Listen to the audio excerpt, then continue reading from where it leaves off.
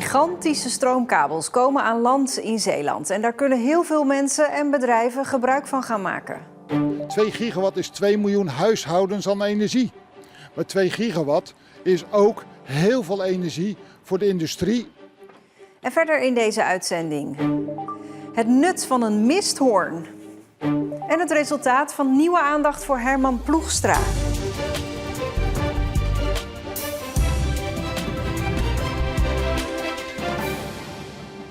Goedenavond. 2 enorme stroomkabels van ieder 2 gigawatt leveren binnenkort elektriciteit aan Zeeland. De stroom is afkomstig van windparken op zee en komt bij Borselen aan land. De kabels zijn vele malen groter dan de oude stroomkabels en worden ondergronds aangelegd. Vandaag werd het startsein voor het hele project gegeven. De start van het gigawattproject van netbeheerder TenneT begon vanmiddag op ludieke wijze. Met menselijke energie. Dit is een heel bijzonder project. Het is een nieuwe standaard die we als eerste in de wereld hier neerzetten. Waar wij in een grote hal de enorm veel energie van de windmolens dusdanig transformeren dat we er hier huishoudelijke spanning van maken. TenneT gaat megakabels aanleggen om de op zee opgewekte windenergie naar het elektriciteitsnet op het vasteland te transporteren. Vanaf het converterstation op zee worden de kabels ondergronds aangelegd naar de kust. De eerste 2 kabels komen via de Noordzee en het Veerse Meer naar Borselen. Dan hebben we het concreet over 2 gigawatt. En 2 gigawatt, wat vertelt ons dat? 2 gigawatt is 2 miljoen huishoudens aan energie. Maar 2 gigawatt is ook heel veel energie voor de industrie in Zeeland om die verduurzamingsslag te kunnen maken. En met die efficiëntie gebruiken wij veel minder grondgebied, veel minder hier aan ruimte. En is het qua footprint voor Nederland, oftewel de belasting voor het milieu, vele malen minder. In Vlissingen-Oost bouwt TenneT een nieuw converterstation. En hier wordt dus straks de eerste stroomkabel aan het landelijke hoogspanningsnet gekoppeld. Deze stroom gaat gebruikt worden voor de verduurzaming van Nederland, maar ook specifiek voor Zeeland. Dus de grote bedrijven als Dow en Yara, die kunnen met deze energie veel duurzamer gaan opereren. Bij mij in de studio verslaggever Eva van der Welen.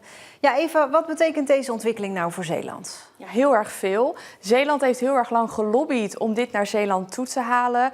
Ze was ook in de race met Moerdijk. Ja, en dat betekent eigenlijk dat Zeeland nog meer kan gaan verduurzamen en dus groener kan worden. Ja, want die stroom, is die dan ook echt alleen voor Zeeland? Ja, eigenlijk is alle stroom voor Zeeland. Maar het is wel heel erg veel. We hebben het hier over 4 gigawatt. Dus best kans dat Zeeland niet alles nodig heeft. Dus als het overhoudt, dan zou er bijvoorbeeld wat stroom naar België of Brabant kunnen gaan. En dit is uniek in de wereld, horen we. Leg eens uit. Ja, TenneT is nu de eerste in de wereld die hiermee aan de slag gaat. Dus van die nieuwe windparken op zee. En ja, hiermee kan je natuurlijk hartstikke veel huishoudens bedienen. Want ja, straks kan je zo'n 2 miljoen huishoudens bedienen aan nieuwe stroom. Maar ja, het kan dus zijn dat we dit nog meer in de wereld gaan zien. Ben benieuwd, dankjewel. Mist. Het zorgt deze dagen niet alleen voor mooie plaatjes en extra opletten in het verkeer. Je hoort ook ineens weer misthoorns. Is dat niet een beetje ouderwets? Zodra de herfst zijn intrede doet en de nachten langer worden, vult dit bekende geluid weer steeds vaker de Zeeuwse lucht.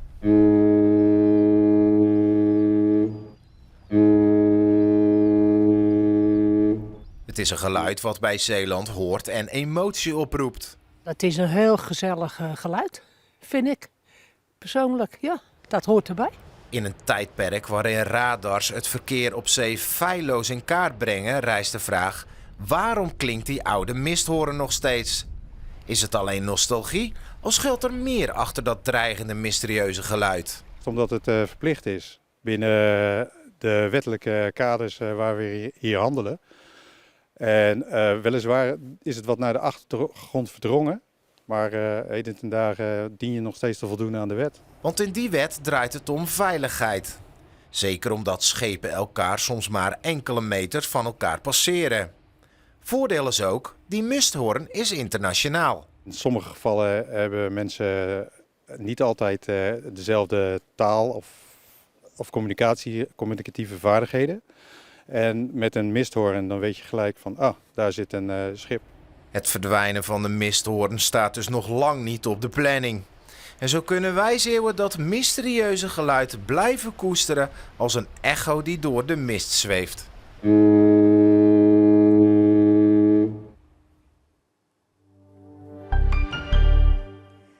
De oproep van de broer van de vermiste Herman Ploegstra heeft 4 tips opgeleverd. Vorige week bracht de Peter R. de Vries Foundation de vermissing opnieuw onder de aandacht. 14 jaar nadat de 35-jarige Ploegstra uit IJsendijken spoorloos verdween. Stel je voor dat jouw broer of zus al 14 jaar vermist is. Dat is toch verschrikkelijk? Deel alsjeblieft de tips die jullie horen. De oproep was speciaal gericht op jongeren. Men is er zeker van dat er mensen zijn die dingen weten, maar niet zeggen. Gehoopt wordt dat jongeren dat bij hun ouders los kunnen peuteren. Bij de 4 tips wordt nu eerst gekeken of het nieuwe informatie is. Daarna wordt besloten of het ook reden is om nieuw onderzoek op te starten. Kick-Out Zwarte Piet heeft een lijst gepubliceerd met plekken waar de intocht van Sinterklaas racistisch zou zijn. Daar staan ook Middelburg, Vlissingen, Goes, Ierseke en Sas van Gent op. Bij de gemeente Middelburg veroorzaakt dat verwarring, want daar lopen al een tijdje roetveegpieten rond. Kick-Out Zwarte Piet heeft ook aangekondigd te gaan protesteren, maar waar precies maken ze niet bekend. Kent u Boeier nog? Een zeldzame zeeschildpad die in het net zat van 4 schippers uit Arnhemuiden. Het dier is nu een jaar later uitgezet in Amerika. Hij heeft al die tijd aan kunnen sterken in diergaarde Blijdorp. Boeier is nu weer op de plek waar hij zou moeten zijn. Eerder werden 2 in Zeeland aangespoelde zeeschildpadden uitgezet in de Atlantische Oceaan bij de Azoren. Die maken het goed. Ons bin zuinig. Het is nog steeds een van de bekendste reclameslogans ooit, samen met Geen cent te veel. Het margarinemerk Zeeuws Meisje, want daarvan zijn deze slogans, is niet alleen een reclamehit, het heeft veel meer teweeggebracht. En eigenlijk ook wel een beetje een stempel gedrukt op Zeeland. Er verschijnt nu een boek over het margarinepakje. Op het land waar het leven goed is. Het land waar het leven goed is, wil de reclame ons in 1970 laten geloven. Op het land waar het leven goed is, heet de margarine Zeeuws Meisje. Geen cent te veel hoor. Een sterk staaltje marketing, want Zeeuwse is enkel de naam van het product. Het is bedacht in Rotterdam, het wordt gemaakt in Rotterdam. De ingrediënten die erin zitten komen uit de hele wereld, maar niet uit Zeeland. Maar toch hebben ze in 1894 gedacht van ik moet iets hebben waardoor het lijkt op boter van het platteland. Ze waren aan het concurreren met boter, mensen waren argwanend. Is dat wel een betrouwbaar product? Nou, en dit straalde betrouwbaarheid uit en het platteland. Zo begon het margarinemerk Zeeuws Meisje 130 jaar geleden. Vanaf het begin een marketingfenomeen. Geen cent te veel, geen cent te veel, geen cent te veel, hoor. Geen cent te veel. Laat ik zeggen, de degelijkheid en de vrolijkheid, maar ook een beetje de truttigheid, die straalt er wel vanaf. De journalist schreef een artikel over het margarinemerk en raakte erdoor gegrepen. Maar er blijken zoveel verhalen te vertellen dat er nu een boek ligt. Het is dus iemand en dat voelt heel dichtbij, dat voelt vertrouwen. Dus als we dat worden afgenomen, wat ze een keer geprobeerd hebben om het uit de markt te halen, dan komt er een consumentenopstand. Want er wordt een meisje weggenomen, er wordt een persoon afgepakt. Toen begonnen alle klanten te bellen naar Unilever van dat moet je niet doen, want ik vind het een geweldig product. En toen hebben ze gezegd, nou als het zo leeft, dan moet het blijven voortbestaan. U weet het toch? Dat is beste kwaliteit. De margarine is een marketinghit met slogans die nog steeds bekend zijn. Geen cent te veel hoor. Geen cent te veel en daarna natuurlijk de onvergetelijke en voor ons verschrikkelijke zin, ons bin zuinig.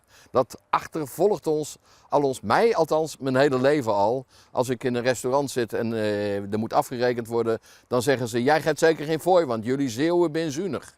Dat heb ik altijd moeten aanhoren en daarom had Zeeland daar ook wel een beetje de pest aan. Ons Zeeuwen, ons bin zuinig.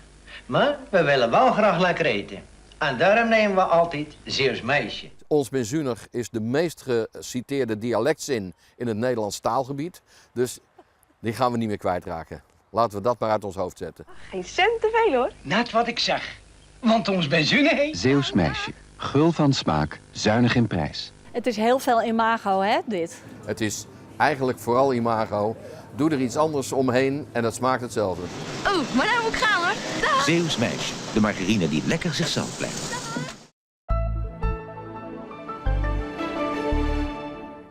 Nou, over mist hebben we het al gehad. Dat trok wel weer weg vandaag. Het bleef grijs door de vele bewolking en het werd maar 7 à 8 graden. Morgenochtend kan het opnieuw mistig worden. Morgen in de middag weer bewolking en enkele opklaring. Het wordt wel iets minder koud. En tot slot, vandaag is een dag waarop allerlei prijzen worden uitgereikt. Zojuist de Zeeuwse Boekenprijs. Die ging naar schrijver Marco Kunst met het boek De Macht van Algas, een jeugdboek. Meer daarover in de app en op de site. En vanavond wordt bekend wie de innovatieprijs Emergo heeft gewonnen. Ook dat zie je bij ons online. Tot zover Zeeland Nu. Een hele fijne avond.